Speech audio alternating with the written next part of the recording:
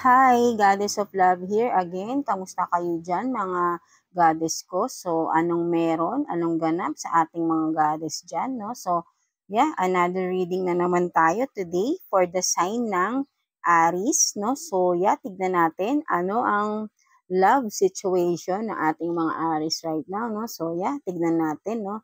But then, kamustahin muna natin. Kamusta ang ating Aries right now? No? Universe, kamusta po? So, decluttering, you have this decluttering, no? And one more please for the Aries sign, universe, please. Aries sign, universe, Holy Spirit.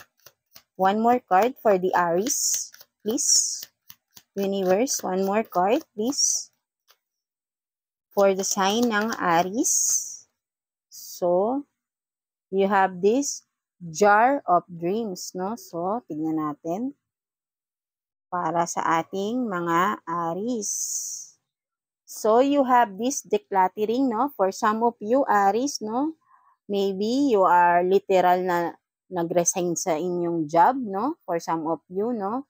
But then, kung makikita mo kasi dito, parang napaka-toxic na ng inyong job, no? Kaya nag-decide na kayo na umalis na, no? Pero kung makikita nyo dito yung itsura nyo, right, no? So, parang haggard na haggard kayo, no? So, sobrang toxic. Siguro, maybe, ang inyong mga ka-workmates din, no? So, pero, with this glass of wine dito, no? Parang nagse-celebrate pa kayo na, yes, at least, at last, no? Yes, parang ganun, no? Nakaalis na rin ako dito, no? Parang ganun, parang masaya kayo. Nakaalis na kayo sa toxic environment, something like that, no? For some of you rin naman, pwedeng business rin to, no? Nag-close yung business nyo, maybe, dahil parang gusto nyo rin, parang siguro walang progress, walang growth, no? So, you decided to close that business, whatever it is, no? So, yun nga, kumbaga, with this, meron kayong pwedeng business, pwedeng job, no? Or, meron kayong tinalikuran na someone, no? For some of you, Aries, no? Pwedeng gano'n na nagse-celebrate kayo sa inyong sarili na at na nakawala ka na dun sa ganung sitwasyon, no? So, masaya ang some of Aries natin right now, no? So, yeah. And with this jar of dreams, no? For some of you, Aries, no? You have this jar of dreams. And this one, kung makikita mo, ito yung inyong dreams, no? Na siguro kaya kayo meron kayong inalisan, meron kayong iniwanan, tinalikuran, whatever it is, no? Dahil you are ready to open your dreams, to pursue your dreams, no? For some of you, nag-decide na kayo na kung ano man yung iniwanan nyo kasi hindi siya yung nakaka-fulfill ng inyong dreams. So, you decided to get out of that situation to pursue your dreams. And now, you are ready to pursue your dreams, right? No? For some of you, Aries. So, yeah, that's it. So, what else para sa ating Aries? Since sabi nga natin, this is a love situation, no? So, tignan natin, kamustahin natin, ano, ang sitwasyon ng love ng ating mga Aries right now, no? Anong meron? Please, Holy Spirit, vice versa tayo rito, mga Aries, no? Pwedeng kayo, pwedeng yung person nyo, kung saan kayo makaka-relate, no? So, you have this entrapment, pregnancy, money, what is this? Heartstrings, no? So, yeah, tignan natin. Mukhang may mabigat dito, no? So, tignan natin. What else, please? Holy Spirit, what else? Para sa ating Aries. So, you have this today, present, now, in the moment. Yeah, no? So, what else? What else, please? Para sa ating Aries. Please, universe, what else? So, you have these two cards. You have this karmic, third party relationship lesson, and drama queen, thirsty, causing chaos, no?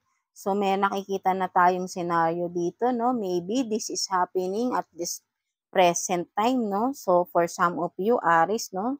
Take what's resonate, no? So, at this present time, no, for some of you, you are in this situation, no, Aries, no? Pwedeng ikaw to or pwedeng ang person mo. So, meron dito with this drama queen, no, Aries, meron ditong babae na claiming she is pregnant, no? Pero, if you see, this word is entrapment. So, for some of you, no, nagdadrama lang itong babae na to, kung sino man ito, Aries, ikaw, or kung yung etong person na dinidil mo, 'di ba? Ginagamit lang niya yung sinasabi niyang pregnancy para sa pera, makakuha siya ng pera. It's an entrapment. So it means hindi niya totoong anak yun, kung sino man ito, right? No? For some of you, Aries, na pwedeng kayo ay sinasabing kayo yung ama, pwede. But then it's an entrapment. So, ano dapat gawin? Siguraduhin nyo if you can do DNA test, no? For some of you, no? Or, vice versa. Kung kayo naman yung partner nitong may nabuntis, no? I don't know kung anong scenario nyo, no? So, kayo na lang makakaalam yan, Aries, no? So, kasi may drama queen dito. So, merong nagkokos talaga ng gulo sa isang relationship, right? And with this, di ba? May third party. This is a karmic relationship. So, you are dealing or you are in a situation na in a third party, ikaw ang third party, person mo, third party, kung saan kayo makaresonate, no? So, you're in a cycle of a karmic situation for some of you Aries, no? Third party, di ba? Relationship. So, napaka-toxic nitong relasyon na to, no? Meron pang entrapment na nangyayari for some of you, no? Meron pang nagkiklaim na pregnant, but then, it's just an entrapment. Hindi niya totoong anak yung bata, no? For some of you, nagda-drama queen nga drama queen. So, gusto lang niya ng money, ng support. Ginagamit niya yung sabing pregnant siya para makahingi ng support, makakuha ng pera, makahut-hut ng pera, no? So, something like that, no? For some of you. Kaya dapat be mindful tayo dyan kung sino man ito makaka-resonate dito, no? At, syempre, kung di man pa ito nangyayari, wag na sanang mangyari, right, no? Kasi ito, you are, for some of you, na nasa isang relationship, maybe ikaw or yung partner mo is with a third party, no? So, malalaman mo yan soon or ngayon nalaman mo na rin kasi nga at this present moment yan eh. So, nangyayari ngayon yan for some of you, no? May kaguluhan nangyayari, may nalaman na third party at sabi ay buntis pero hindi yun ang totoo, no? For some of you, kaya dapat alamin nyo, do some DNA test, no? For some of you, no? Wina-warningan kayo rito, no? So, tignan pa natin what else para sa ating mga Aries, please. Universe, please. What else? Para sa ating mga Aries. Sign ng Aries, Universe, please. Holy Spirit. What else? Sa kanilang sitwasyon. Relationship. No? What is this?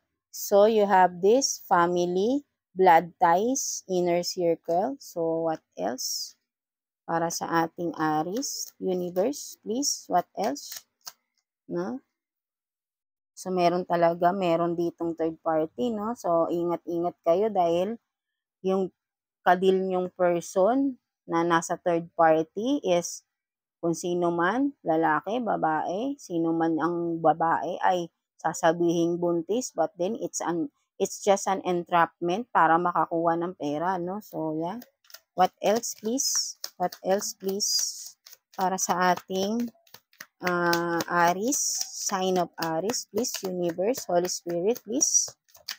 What else? So, no, you have this roller coaster. So, kasi nga meron kayong nasa karmic situation kayo, no? Karmic relationship. So, ibig sabihin ito, meron kang toxic person na paulit-ulit ang ginagawa, no? So, maybe palagi itong nagkakaroon ng third party, no? Nagkakaroon ng iba-iba, no? So, no? And ibig sabihin rin nito, may family na kayo, no? May mga anak na kayo. Pwedeng nasisira din ang family nyo dito, no? So, what else? What else, please? para sa ating mga Aries. Take what's resonate, Aries, no? Pwedeng kayo rin yan, gumagawa niyan, no? Sa inyong partner. So, we have this, lost, ghosted, black, cut off. So, meron pang ng ghost dito, no? May umalis. And, what is this? Access granted, social media, fake profile, hiding. So, meron pang nag-i-stalk dito, no? For some of you, no, Aries, no? Take what's resonate, no?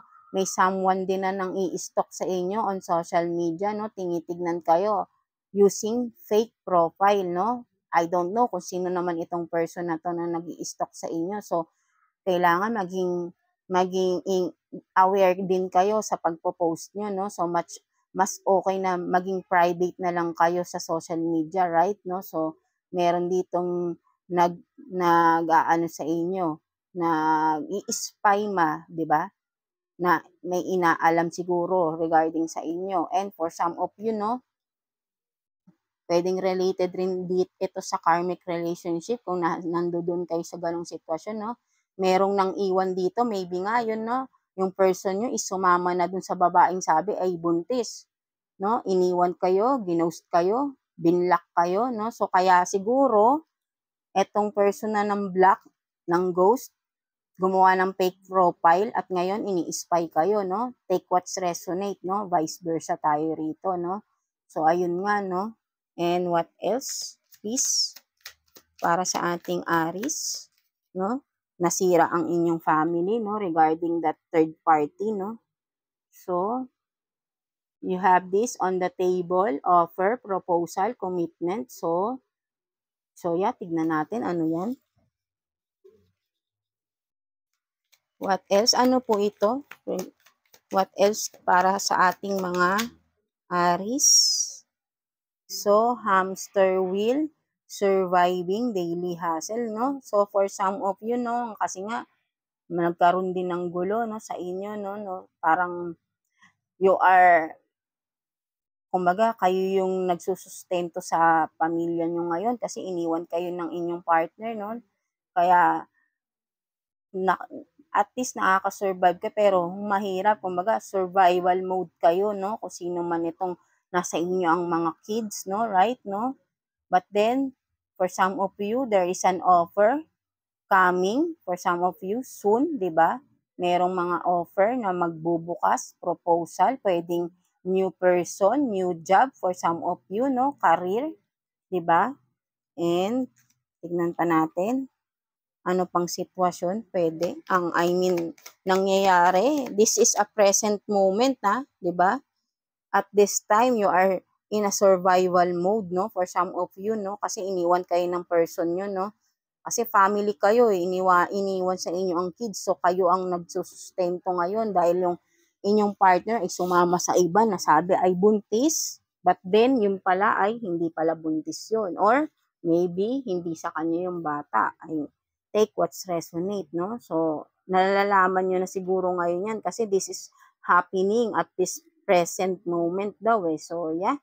Yeah, kasi itong yung lumabas sa atin, no? So, but then, ito, I think, is in the near future, no? For some of you, Aries, ay magkakaroon ng offer, meeting. For some of you, maybe business meeting, job, interview, maybe, no?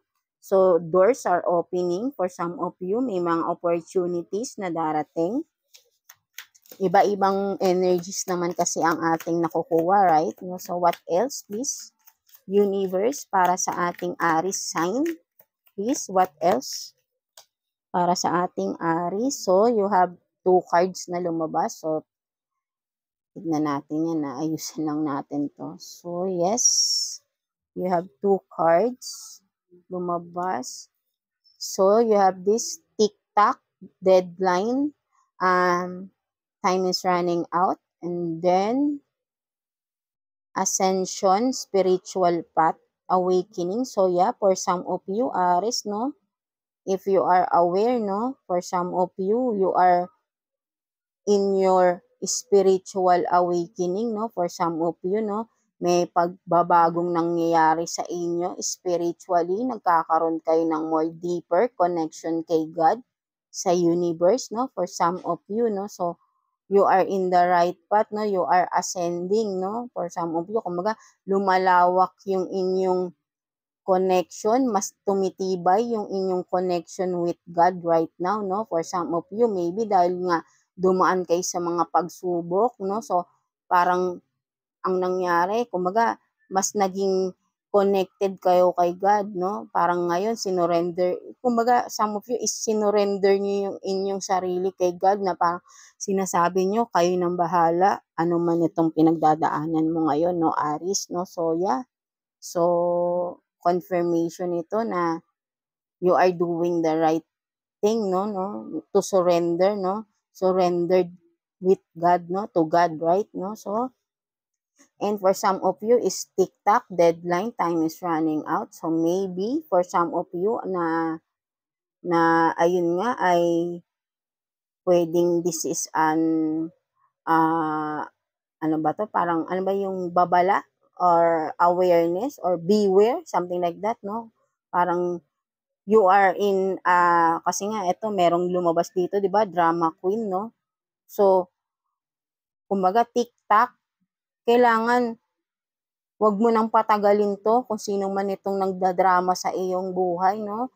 Na kung ano-anong ginagawa para lang makakuha ng pera sa'yo, Aries, no? Take what's resonate, kung o sa person mo, no? Kailangan alamin mo na yung totoo behind that.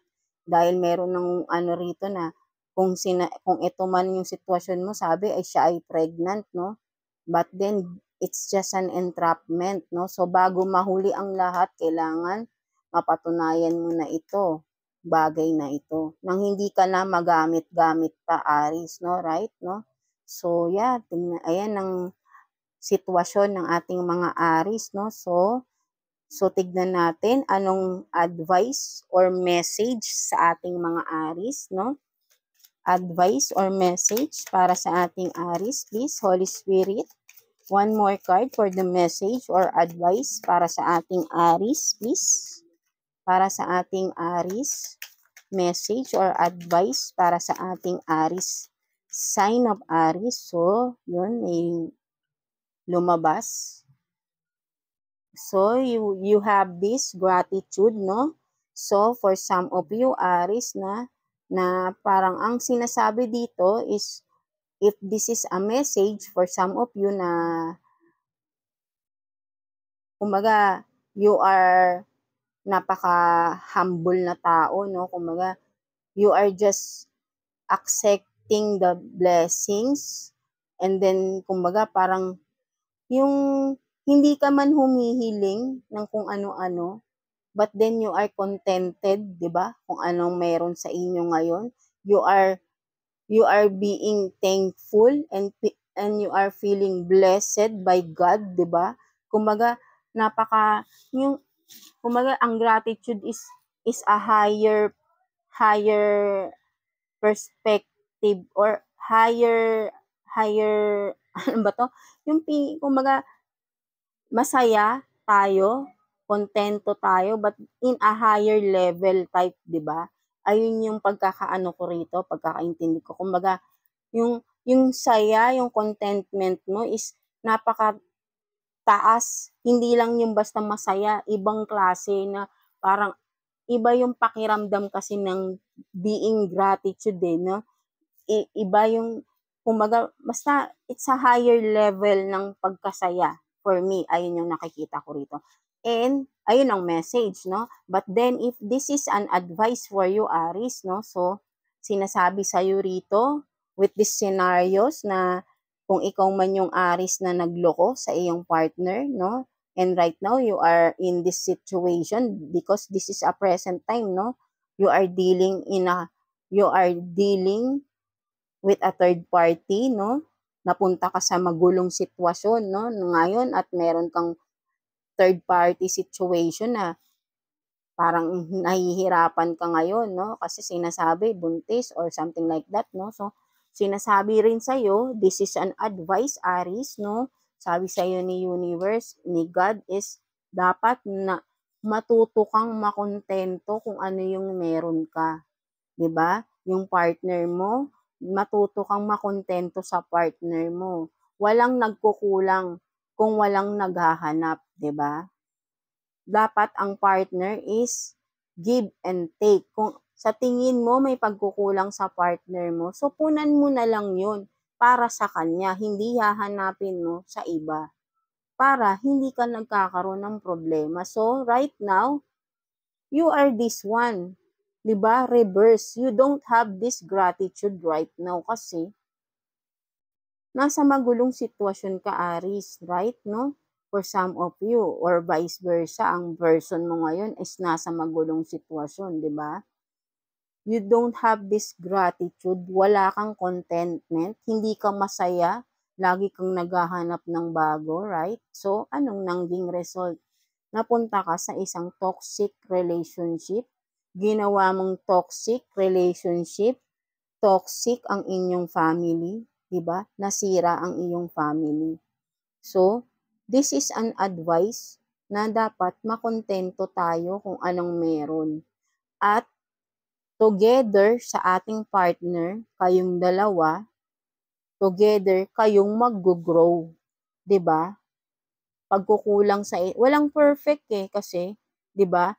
Una, ayan yung sinamahan mong tao, siya yung pinakasalan mo if ever kayo ay kasal, or kung matagal na kayo, niligawan mo yan, ibig sabihin nagustuhan mo siya at nagkaroon pa kayo ng family.